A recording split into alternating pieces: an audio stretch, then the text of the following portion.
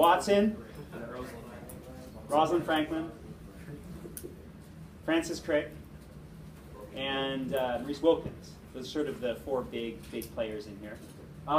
You guys, I know, have already heard of. I'm sure I think most people have heard of Watson and Crick. Is that true, actually?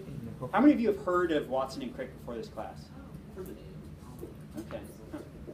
It's funny because I think it's something I just assume that everybody knows that Watson and Crick discovered DNA, the structure of DNA, but I don't know. So they're the ones that in sort of popular lore get the credit for discovering the structure of DNA.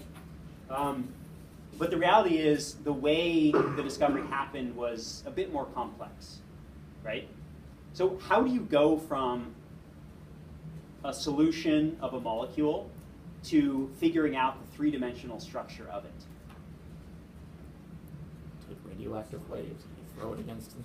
You take radioactive waves or X-rays and throw it against the molecule, and then what? Capture it on film. Capture it on film.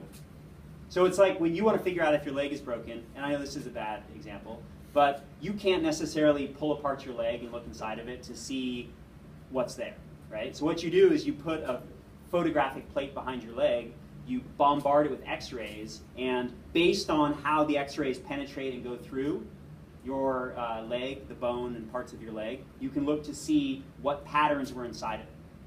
So it's kind of like that, but instead of it just taking a snapshot, it's actually the X-rays as they go through the molecule, they get diffracted and bent by the location of the atoms of the molecule.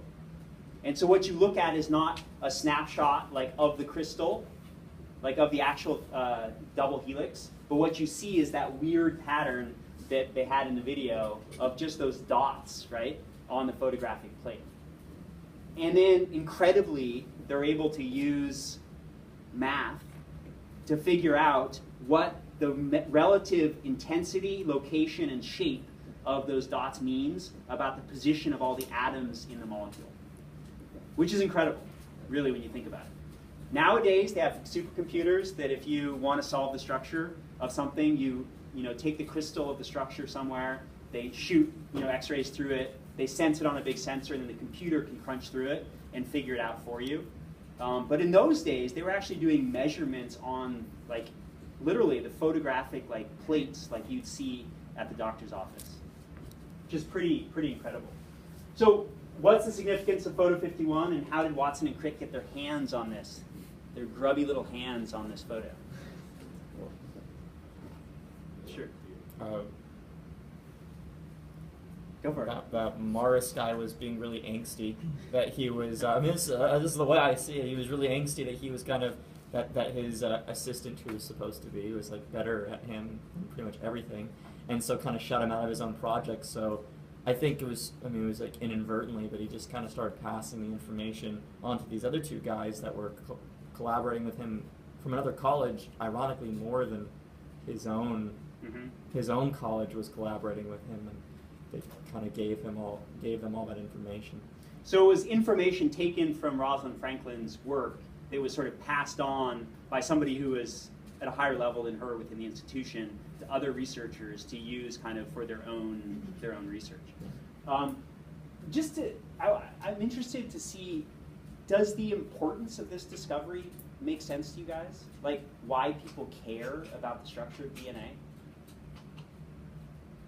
Because I don't think, to me, when I first took a biology class, it made sense, like why people got so interested in figuring out the structure of DNA. Like, what could you learn from the structure of DNA that you didn't know already? So, like, why was this such a monumental discovery that went, in just a few years from first discovery to a Nobel Prize? What was so incredible about this breakthrough?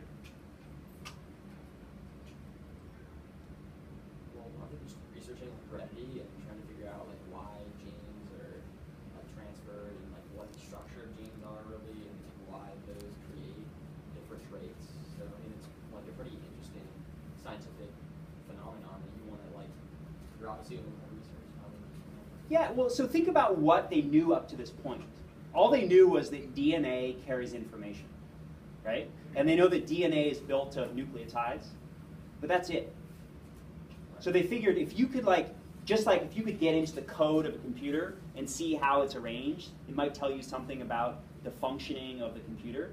Likewise, if you look at the structure of DNA and see how those letters are arranged, it might give you a clue, an insight into how heredity actually functions, how organisms pass information on, how it's actually encoded. But the reality is, discovering the structure of DNA, they were still a long ways away from actually understanding how that information is passed along to make a trait happen in the organism.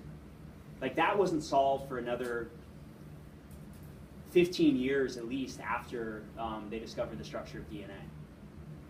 So it's one of these things that it's a little bit abstract why the structure of DNA was such a monumental discovery. But getting a glimpse into the molecular nature in which information is stored in all of life gives you a lot of insights. So, how are we doing for time? Any other thoughts or questions about the video? And if you haven't had the chance to see it yet, you know, we may ask you a question about it on the next midterm. So it's still worth your time to check it out. It's a pretty cool video, I think. Pretty interesting. The website also has some other supplemental resources that kind of go through how to interpret X-ray images and things like that. So if you're into it, check out the PBS website. There's quite a bit of other good information on there. Okay?